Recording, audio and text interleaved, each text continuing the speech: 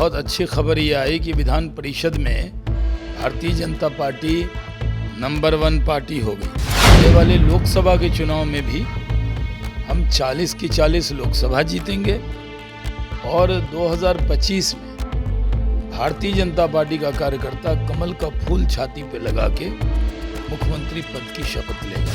पढ़े लिखे लोगों ने जब वोट किया तो सबसे ज़्यादा सीट भारतीय जनता पार्टी जीत कर आई। एक बड़ा सवाल है शाहनवाज जी, बिहार के मुसलमान क्या बीजेपी को वोट देंगे, आपको लगता है? तो मैं कौन हूँ, मैं भी तो बिहार का ही मुसलमान हूँ। लेकिन वोट बीजेपी को देंगे, देते हैं ना। नमस्कार, मेरा नाम आलोक है, आप लाइव स्ट्रीम देख रहे हैं। बिहार में बीजेपी की शक्ति बढ़ चुकी है, ऐसे दावे किए जा रहे हैं। इस वक्त हमारे साथ शाहनवाज हुसैन बीजेपी के राष्ट्रीय प्रवक्ता हैं। दावे तो बहुत किए जा रहे हैं, बीजेपी आगे बढ़ेगी, 24 में कमल खिलेगा, 25 में कमल खिलाएंगे। होगा कैसे? सामने शक्ति बड़ी है, महागठबंधन है। देखिए, सबसे बड़ी बात यह है कि विधान परिषद के जो नतीजे आए उसमें कल बीजेपी का स्थापना दिवस था। स्थापना दिवस पे बहुत अच्छी खबर ये आई कि विधान परिषद में Bharatiya Janata party number 1 party हो गई। अवधेश नारायण सिंह जी छठी बार जीत कर आए, उससे हमारी पार्टी नंबर 1 हो गई। और आने वाले लोकसभा के चुनाव में भी हम 40 की 40 लोकसभा जीतेंगे और 2025 में भारतीय जनता पार्टी का कार्यकर्ता कमल का फूल छाती पे लगा के मुख्यमंत्री पद की शपथ लेगा। इसमें कोई शक की गुंजाइश नहीं है। नहीं, लेकिन वो तो कह रहे हैं कि 40 सीटों की बात कर रहे हैं, चाहे नीतीश कुमार हो या फिर ललन सिंह हो, वो तो कह रहे हैं खाता नहीं खुलेगा बिहार में। और किया क्या है बिहार के लिए, क्या किया? अरे बिहार के लिए ही तो काम किया।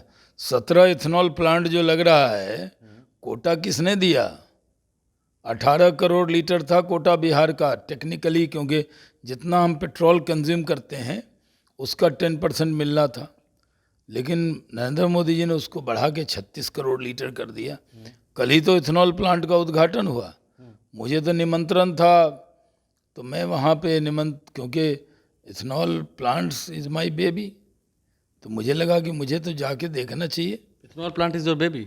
हाँ, और क्या, हमने ही तो उसके अंदर इतना संघर्ष करके उसको लगवाया। और सबको मालूम है कि कितना कोटा बढ़ाने के लिए केंद्र में जाके बात करना, हमारे मंत्रियों से बात करना। अभी भी हम गए थे तो 30 सितंबर तक डेट बढ़वाया उसका।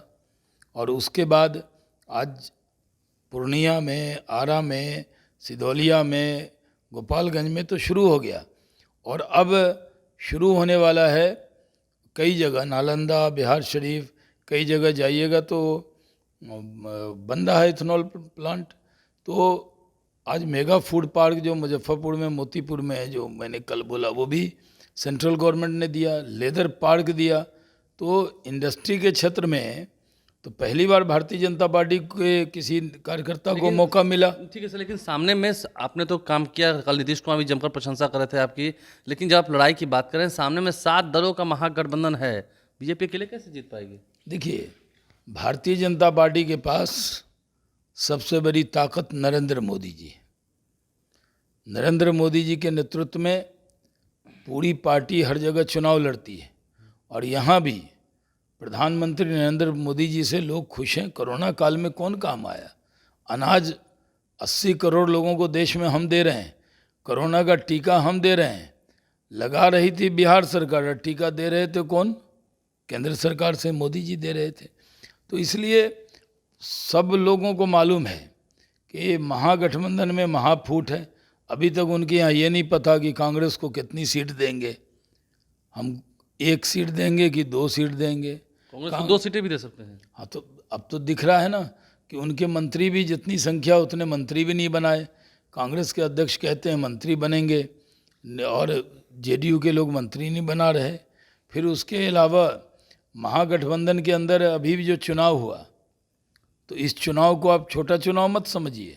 पढ़े लिखे वो लोगों ने वोट किया और पढ़े लिखे लोगों ने जब वोट किया तो सबसे ज़्यादा सीट भारतीय जनता पार्टी जीत कर आई। तो 2 सीट तो हम जीते, हमारी 2 सीट जेडीयू भी जीती है, उनकी घटी भी तो है, हमारी बढ़ी है और जेडीयू की घटी है। तो संदेश क्या है कि देश का बिहार प्रदेश का पढ़ा लिखा मतदाता भी चाहता है कि कमल के फूल की सरकार हो। अंतिम सवाल है, नीतीश कुमार कह रहे थे वो एक हैं जो राज कर रहे हैं और दूसरा यहाँ एजेंट हैं जो बिहार के माहौल को बिगाड़ रहे हैं। देखिए, कौन किसका एजेंट है ये तो वक्त बताएगा। वो वैसे जी बीजेपी के एजेंट हैं। अच्छा, पहले तो भारतीय जनता पार्टी के साथ खूब गलबहियाँ कर रही थी जेडीयू, आज ओवैसी साहब के बारे में कहा जा रहा है। आखिर क्या वजह है कि यहाँ के जो बिहार के मुस्लिम हैं, जो माइनॉरिटी कम्युनिटी के लोग हैं, उनको सिर्फ बीजेपी का डर दिखाकर अपने साथ जोड़ेंगे या उनके लिए कोई काम करेंगे? क्या काम हुआ है? माइनॉरिटीज़ के लोग अपने को ठगा हुआ सा महसूस करते हैं। उनको लगता है भाई हल्ला हो जाता है, माई समीकरण है, माई समीकरण है। तो एक बड़ा सवाल है शाहनवाज जी, बिहार के मुसलमान क्या बीजेपी को वोट देंगे, आपको लगता है? तो मैं कौन हूँ? मैं भी तो बिहार का ही मुसलमान हूँ। नहीं, लेकिन वोट बीजेपी को देंगे देते हैं ना। आखिर ये जो बोछा में चुनाव हुआ उसमें बूथ वाइज हम आपको गिना देंगे। करीब वहाँ काफ़ी जगह जब मैं गया था जहाँ, वहाँ वोट मिला और कई जगह मिलेगा। हम लोग किसी समाज के खिलाफ नहीं हैं, किसी धर्म के खिलाफ नहीं हैं, किसी जाति के खिलाफ नहीं है। जो इस देश से प्यार करेगा उससे नरेंद्र मोदी प्यार करेंगे। ये देश की मिट्टी को जो जननी मातृभूमि मानेगा, जो मादरे वतन मानेगा, जो मुल्क की खिदमत में लगेगा, उसको भारतीय जनता पार्टी अपने छाती से लगाएगी। और इसलिए हम कहते हैं सबका साथ, सबका विकास, सबका विश्वास। दंगाइयों के लिए वही सबक जो अमित शाह कह के गए हैं। नहीं तो अब तो क्या करें, दंगाई के लिए तो महागठबंधन के लोग कहते हैं कि फूल बरसाना चाहिए और अमित शाह जी कहते हैं दंगाइयों को उल्टा लटकाना चाहिए। तो जो दंगा करने वाला है, क्या उस पर फूल पुष्प वर्षा हो या उस पर लाठी की वर्षा हो, उसको टांगा जाए। क्योंकि कोई भी मासूम आदमी जब दंगे का शिकार होता है तो दंगाइयों की तो कोई जात नहीं होती।